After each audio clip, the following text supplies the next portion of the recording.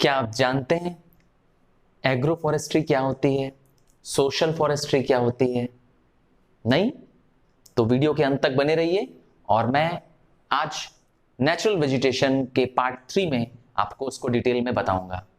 So hello and Jai Hind student, welcome once again to your own channel sir Tarun Rupani और natural vegetation ICSE geography class 10th।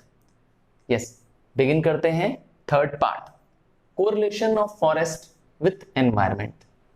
ध्यान देने वाली बात यह है स्टूडेंट्स कि 10 मार्क का इस चैप्टर से आना ही आना है, कंपल्सरी क्वेश्चन है, पार्ट बी में आएगा ही आएगा आपको इस चैप्टर से।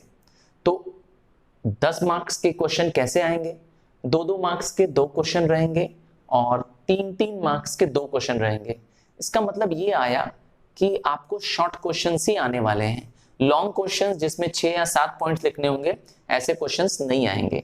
तो आपको भी यही ध्यान देना है कि आपको अगर 3 मार्क्स का क्वेश्चन है तो एटलीस्ट 3 पॉइंट्स उस पर जरूर होने चाहिए ताकि आप 3 मार्क्स क्लेम कर सकें। Got it? तो मार्क्स को पॉइंट के हिसाब से करिए। 2 मार्क्स का क्वेश्चन है तो कम से कम उसमें 2 पॉइंट आपके जरूर होने चाहिए विद एक्सप्लेनेशन। तो correlation of forest with the environment. Forest ना होता तो मुझे लगता है शायद हमारा एनवायरनमेंट जो होता वो एक्सट्रीम्स होता कि नहीं होता? एकदम सर्दी पड़ती या एकदम गर्मी पड़ती, है ना? तो फॉरेस्ट क्या करता है, हमारे एनवायरनमेंट को मॉडरेट कर देता है। हाँ, एक्सट्रीम्स ऑफ टेम्परेचर को काबू में कर लेता है। और क्या करता है? इट कंट्रोल करता है ह्यूमिडिटी, टेम्परेचर और प्रेसिपिटेशन। हवा में जो वाटर वेपर मौजूद है, मॉइस्चर मौजूद है, टेम्परेचर जो हवा का है और प्रेसिपिटेशन, बारिश, स्नो, इन सबको कंट्रोल करता है फॉरेस्ट इंपॉर्टेंट रोल प्ले करता है इवन कार्बन साइकिल में। हाँ, कभी आपने सोचा है कि हम लोग हमेशा ऑक्सीजन खींचते जा रहे हैं अपने एनवायरनमेंट से, पर ऑक्सीजन कम क्यों नहीं हो रही? हजारों साल से हम जब इंसान रह रहे हैं, जीव जंतु रह रहे हैं, सब यही कर रहे हैं, नेचर से क्या कर रहे हैं, ऑक्सीजन ले रहे हैं और कार्बन डाइऑक्साइड अपनी छोड़ दे रहे हैं। इतनी सारी चीजें हम जला रहे हैं, है ना? इतने सारे पेट्रोलियम प्रोडक्ट्स, पेड़ पौधे, लकड़ियां हम जला रहे हैं, तो कार्बन डाइऑक्साइड बढ़ क्यों नहीं रहा है? क्या आप जानते हैं? हाँ, वो उसका रीजन है कार्बन साइकिल। तो एनवायरनमेंट में प्लांट नेचुरल एजेंट हैं कार्बन को रिमूव करने के, और हम उन्हें जो कार्बन डाइऑक्साइड दे रहे हैं प्लांट्स वो रिमूव कर दे रहे हैं, प्लस हमें बदले में क्या दे रहे हैं? ऑक्सीजन दे रहे हैं। फोटोसिंथेसिस तो आप बहुत ही जानते ही हैं। और क्या करते हैं? एनवायरनमेंट का पॉल्यूशन को भी क्या करते हैं? प्लांट्स कंट्रोल करते हैं। और कैसे मदद करते हैं फॉरेस्ट सॉइल इरोजन को कंट्रोल करता है, सॉइल डिग्रेडेशन को कंट्रोल करता है, और even floods. Yes, heavy floods जब आ जाते हैं, जब रिवर्स फ्लड्स में होती हैं, तो पानी क्या करता है? फ्लड का पानी फॉरेस्ट की ट्रीज रूट्स एब्जॉर्ब कर लेती हैं और ग्राउंड वाटर में इसको क्या करती हैं? ये सर्कुलेट कर देती हैं, जिसकी वजह से ये हेल्प करता है इवन ग्राउंड वाटर रिचार्ज में। क्या आपके घर में बोरिंग लगा हुआ है? अगर बोरिंग लगा है तो बोरिंग का पानी आपने सोचा है कहां से आ रहा है? तो आपको जवाब मिल जाएगा, है ना? वो जो बोरिंग का पानी नीचे से आपके घर में आ रहा है बोरिंग की मशीन से, तो ये वो पानी है वाटर टेबल का। तो thanks to the forest. Next आता है फॉरेस्ट को बचाना, फॉरेस्ट को कंजर्व करना, फॉरेस्ट की रक्षा करना। तो फॉरेस्ट कट रहे हैं, क्या कॉजेज है? फॉरेस्ट डिक्लाइन हो रहे हैं, तो पॉपुलेशन ग्रोथ हो रही है इसलिए डिक्लाइन हो रहे हैं। पॉपुलेशन राइज होने की वजह से नए शहर चाहिए, नई बस्तियां चाहिए, तो उनके लिए जंगल काटने पड़ेंगे। सो अगला पॉइंट हो गया डिफॉरेस्टेशन भी हो गया। कटिंग ऑफ वुड्स, टिम्बर के लिए भी चाहिए, फॉरेस्ट प्रोडक्ट्स के लिए भी चाहिए, है ना? तो इसीलिए डिफॉरेस्टेशन का कारण वो भी हो गया।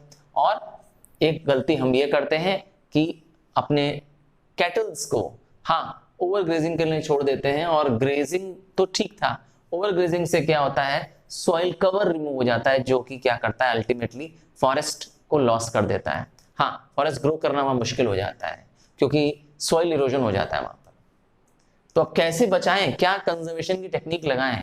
ये तो कुछ कॉमन चीजें मैंने बता दी कि क्यों फॉरेस्ट डिक्लाइन हो रहे हैं। याद रखिएगा, मैंने बहुत ज्यादा पॉइंट्स नहीं लिखे हैं, छोटे से छोटा कम से कम पॉइंट्स लिखा है, और जरूरत पड़ने पर आप इन पॉइंट्स को क्या करेंगे? एक्सप्लेन करेंगे अपने मार्क्स के हिसाब से। जैसा क्वेश्चन में मार्क्स होगा वैसा ही आप पेपर में करिएगा। तो measures to control the forest, conserve forest, या तो आप क्या करिए, नए लैंड को इंक्रीज लैंड अंडर फॉरेस्ट करिए, और क्या करिए, अफॉरेस्टेशन करिए। ये अफॉरेस्टेशन क्या होता है, रिफॉरेस्टेशन क्या होता है, डिफॉरेस्टेशन तो आप जानते हैं, हाँ मुझे मालूम है, डिफॉरेस्टेशन पूछूंगा तो बता दोगे, क्या करना, जंगल को कट कर देना। पर ये अफॉरेस्टेशन और रिफॉरेस्टेशन में क्या अंतर है, चलिए मैं बताता हूं। जहां पे पहले से जंगल है और हमने उस जंगलों को काट दिया है, हमने उस जंगलों को काट दिया है और वहां पर अब दोबारा नए पेड़ पौधे लगाए जा रहे हैं, नए जंगल पैदा किए जा रहे हैं, तो उसका नाम रखा गया रिफॉरेस्टेशन। री मतलब दोबारा, फॉरेस्ट था चला गया था, फिर हमने क्या कर दिया, वहां जंगल लगाया, रिफॉरेस्टेशन। और अफॉरेस्टेशन, नया, अ मींस न्यू, तो जहां पर पहले फॉरेस्ट कवर नहीं था जिन लैंड्स पर, उन जगहों पर पौधे लगाना ताकि वहां फॉरेस्ट डेवलप हो सके। सो अफॉरेस्टेशन। इस तरीके से क्या कर सकते हैं हम, फॉरेस्ट कंजर्व कर सकते हैं। फेलिंग ऑफ ट्रीज को रोक सकते हैं, अगर ट्री का कट करना जरूरी नहीं है तो उसे रोकना चाहिए, और अगर कट करना बहुत एसेंशियल है तो 1:10 का रेशियो फॉलो करें, अर्थात 1 ट्री कट करने पे 10 सैपलिंग्स, हाँ छोटे पौधे को लगाना, 10 सैपलिंग्स को क्या करेंगे, जमीन में पौधे गाड़ेंगे, 10 पौधे लगाएंगे, एक पेड़ कटने पे 10 सैपलिंग्स। और क्या करेंगे, using non conventional source of energy. क्यों लकड़ी काट के जला रहे हो भाई, है कि नहीं है, क्यों पेड़ों को काट के लकड़ी बना के जला रहे हो, बेटर है कि आप क्या करिए, environment friendly non conventional source of energy use करिए, सोलर पावर यूज करिए, टाइडल एनर्जी यूज करिए, विंड एनर्जी यूज करिए, उससे नेचर का हार्म भी नहीं होगा। और क्या करें, या तो गवर्नमेंट स्ट्रिक्ट लॉज बना दे और उसको इंप्लीमेंट भी करे, बनाना ही नहीं है, सिर्फ स्ट्रिक्ट लॉज बना के उसको इंप्लीमेंट भी करना है कि फॉरेस्ट और ट्रीज को कट करना एक पनिशेबल लॉ हो जाए। आई होप यहां तक समझ में आ रहा है। चलो समझ में आ गया तो एक लाइक तो जरूर दोगे मुझे, ठीक है। ड्राफ्ट नेशनल पॉलिसी 2018, तो 2018 में गवर्नमेंट ने नेशनल फॉरेस्ट पॉलिसी बना रखी है, और ये फॉरेस्ट पॉलिसी गवर्नमेंट ने क्या डिक्लेयर किया है इसमें कि country should have minimum 1/3 of total land under forest. आपको याद होगा part 1 of natural resource, natural vegetation में मैंने पूछा भी था क्वेश्चन कि कितनी लैंड जरूरी है किसी देश के इकोलॉजिकल बैलेंस होने के लिए, तो 1/3 या 33%। क्या आपने जवाब दिया था उसमें, हाँ जवाब नहीं दिया था तो आपको अब ये जवाब मिल गया है। और कितना क्या करता है ये पॉलिसी, क्या बताती है, checking soil erosion, soil denudation through integrated water shade management techniques. Government integrated water shade management technique लगा रही है, अर्थात रेन वाटर को भी कलेक्ट कर रही है और ग्राउंड वाटर को रिचार्ज कर रही है, प्लस हेल्प कर रही है क्या करने में, फ्लडिंग और removal of the top layer of soil को रोकने में। और क्या कर रही है, to safeguard the ecological balance and livelihood the people. Environment भी बचाना है और लोगों के रोजगार को, काम धंधों को, लिवलीहुड को भी बचाए रखना है। यस, मतलब कि सोशल एनवायरमेंट ऐसा डेवलप करना है कि लोगों के लिवलीहुड भी न खत्म हो जाए, लोगों के काम धंधे बंद ना हो जाए। और लास्ट में protect biodiversity and other wild life rich areas.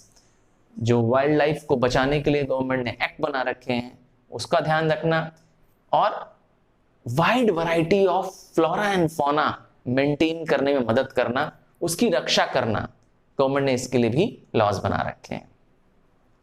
समझ में आ गया हो तो सब्सक्राइब बटन प्रेस कर देना अगर सब्सक्राइब नहीं किया है, और हाँ अपने क्लासमेट्स फ्रेंड्स को तो जरूर बताना, शेयर कर दो उनको ये वीडियो ताकि वो भी आपकी तरह ज्योग्राफी को समझे आसानी से।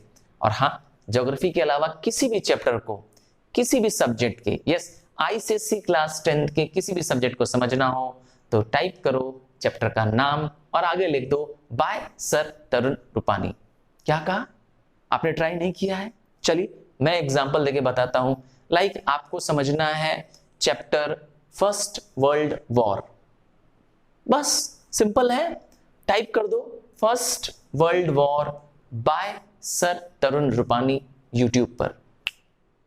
देखो ट्राई करके देखो, definitely you will get my videos on it along with the notes. So try करिए। मैं अभी इस लेसन का लास्ट पार्ट अभी कंप्लीट नहीं हुआ है। तो वीडियो के बिगिन में मैंने आपसे पूछा था सोशल फॉरेस्ट्री क्या होती है, एग्रो फॉरेस्ट्री क्या होती है। तो चलिए, सोशल फॉरेस्ट्री मतलब सोसाइटी, समाज के लोगों को फॉरेस्ट के कामों में लगाना, उनकी मदद से फॉरेस्ट के रिसोर्सेस को बचाना और उन रिसोर्सेस का बेस्ट यूज करना गांव के ही काम में, सोसाइटी के ही वेलबींग में। नाम है सोशल फॉरेस्ट्री।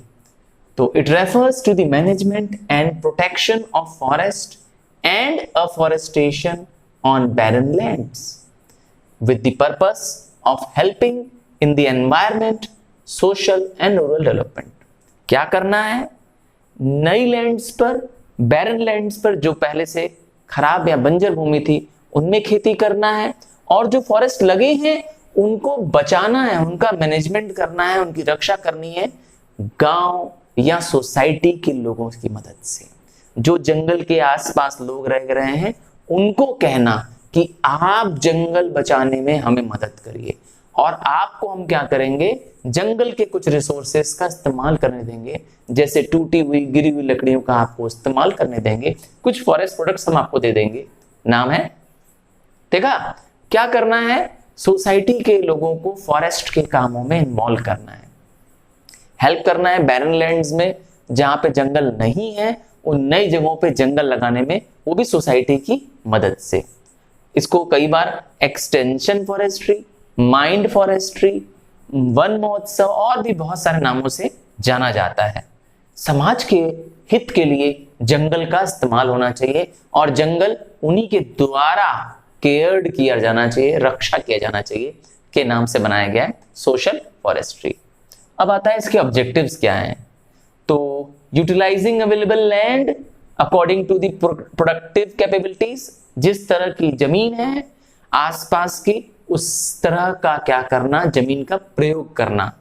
जमीन बंजर है तो वहां पर क्या करना, बस पेड़ पौधे जो उस बंजर भूमि में भी उग सकते हैं ऐसे लगाना।